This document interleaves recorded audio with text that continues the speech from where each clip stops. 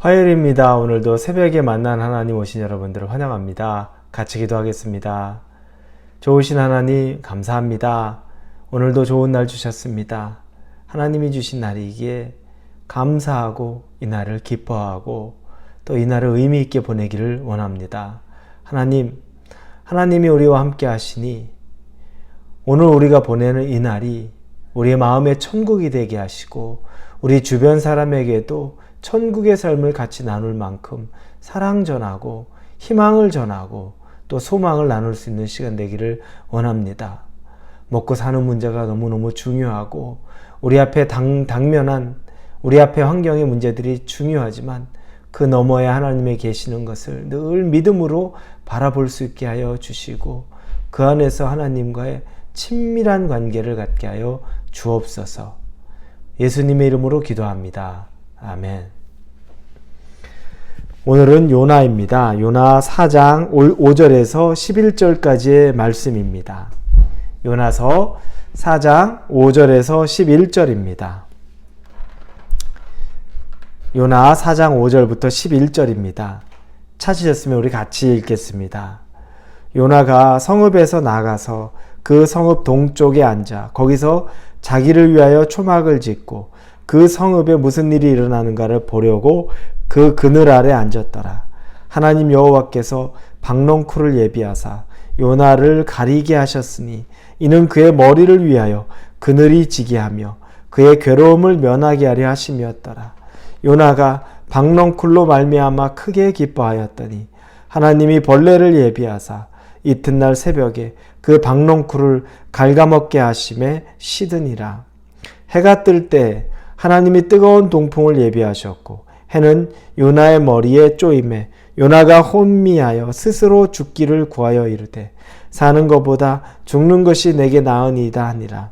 하나님이 요나에게 이르시되 내가 이 박넝쿨로 말미암아 성내는 것이 어찌 옳으냐 하시니 그가 대답하되 내가 성내어 죽기까지 할지라도 옳으니이다 하니라. 여호와께서 이르시되 내가 수고도 아니하였고 재배도 아니하였고 하룻밤에 났다가 하룻밤에 말라버린 이 박넝쿨을 아꼈거든. 하물며 이 큰 성읍 니느웨에는 좌우를 분별하지 못하는 자가 12만여 명이요 가축도 많이 있나니 내가 어찌 아끼지 아니하겠느냐 하시니라. 아멘. 오늘은 요나 마지막 시간입니다. 이 요나서는 선지서 중에 조금은 독특한 책입니다. 유일하게 스토리식으로 전개되어 있는 선지서의 내용이죠. 그래서 우린 요나를 통해서 한 이야기 한 편을 보게 되는 겁니다. 그리고 이 마지막은 더 특이합니다. 하나님이 요나와 대화하는 가운데 결론이 요나에게 내가 이 사람들, 이 불쌍한 사람들을 어찌하여 아끼지 아니하겠느냐라고 말씀하시는 것으로 마무리합니다. 하나님이 거기에 특별한 이유의 대답이 없습니다. 요나가 말하는 것도 아니고 요나가 회개하는 것도 아니고 하나님이 책망이나 권고도 없이 그냥 내용이 그렇게 끝이 납니다. 이 내용의 끝, 이 부분을 여러분은 혹시 어떻게 느끼십니까? 하나님이 정말 애통해하고 하나님이 슬퍼하는 것처럼 여러분 보여지지는 않으십니까? 이 세상에는 똑똑한 사람도 정말 많습니다. 세상에 사리분별이 아주 분명한 사람도 너무너무 많고 잘잘못 잘 가리는 사람도 많습니다. 교회 안에도 마찬가지입니다.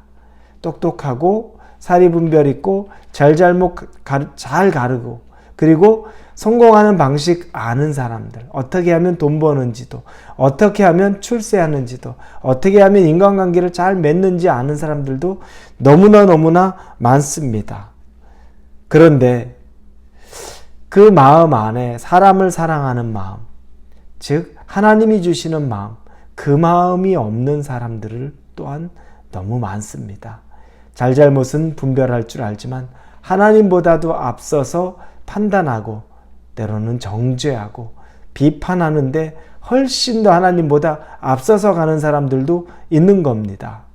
이건 참 가슴 아픈 이야기입니다.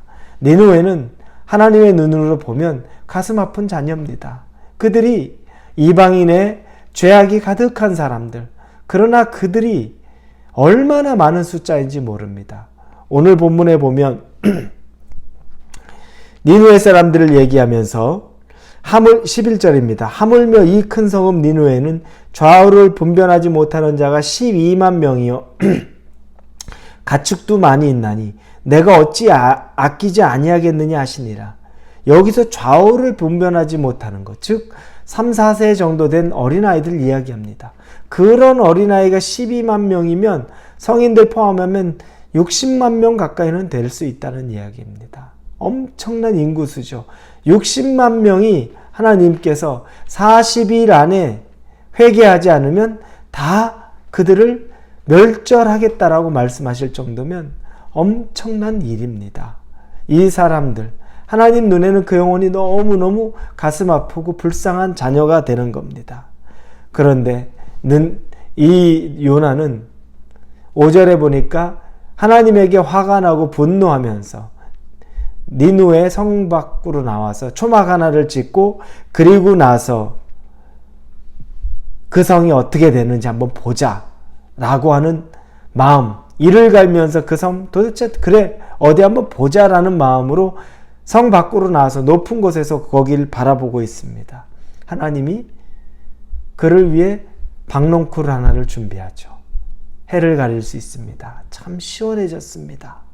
요나가 그걸 그렇게 크게 기뻐합니다. 아, 시원하고 좋다. 이게 천국 같네. 라고 느끼는 그 순간에.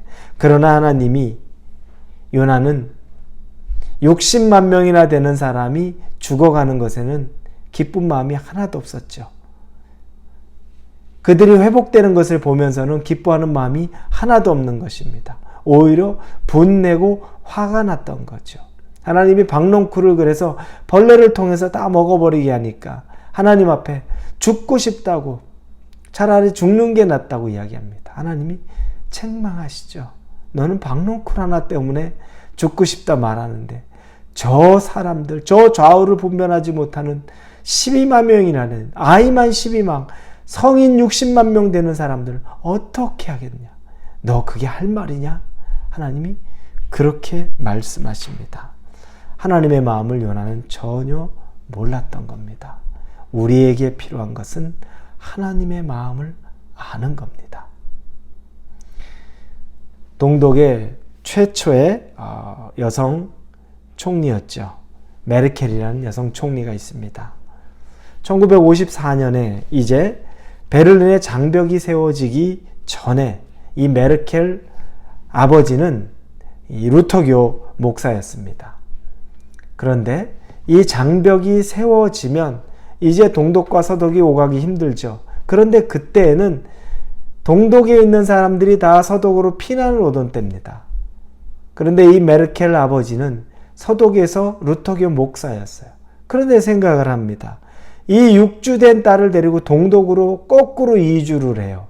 다른 사람들은 다 동독에서 서독으로 내려오는데 공산주의 국가로 거꾸로 갑니다. 그 이유는 종교의 자유를 찾아 서독으로 사람들이 다 오는데 이 목사 아버지는 모든 목사들도 다 서독으로 와버리면 동독에 있는 사람은 어떻게 할 것인가? 그곳에 목사가 없으면 그들은 어떻게 신앙생활 할 것인가?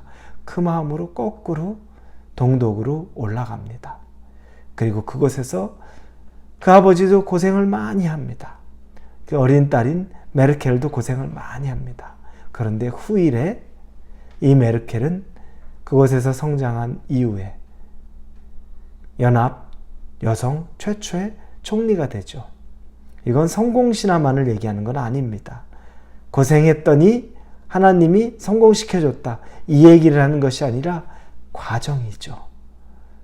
그 루터교 목사였던 서독에 있었던 그 목사 아버지가 동독에 거기 있는 사람들은 다 목사며 성도들이 다 내려오면 어떻게 하겠는가라고 거꾸로 그곳에 갔는데 왜 그곳에 갔나요? 그건 하나님의 마음을 알기 때문에 그렇습니다. 여러분, 요나를 통해 우리가 누리는 것은 하나님의 마음이 없으면 정말 가슴 아픈 겁니다. 하나님의 마음을 알지 못하면 하나님이 요나에게 마지막에 어찌하여 이 11절 맨 마지막 절에 하물며 이 큰 성읍 니느웨에는 좌우를 분별하지도 못하는 자가 12만 명이요 가축도 많이 있나니 내가 어찌 아끼지 아니하겠느냐 통탄하시면서 말씀을 마치는 장면이 나옵니다. 사랑하는 우리 홀리웨이브 성도 여러분, 우리는 다른 세상의 이치는 조금 둔하고 성공하는 것, 돈 버는 것, 처세술, 그리고 남들의 그 모든 허물을 캐내는 그런 것은 조금 더디고 무디어도 하나님의 마음만은 가장 먼저 알 수 있는, 하나님의 마음을 가장 깨끗하게 알 수 있는 그 사람이 될 수 있기를 예수님의 이름으로 축원합니다. 기도합니다. 하나님의 마음을 알고 하나님의 마음을 따라 살기를 원합니다. 우리를 불쌍히 여겨주시고 우리를 인도하여 주옵소서. 예수님의 이름으로 기도합니다. 아멘.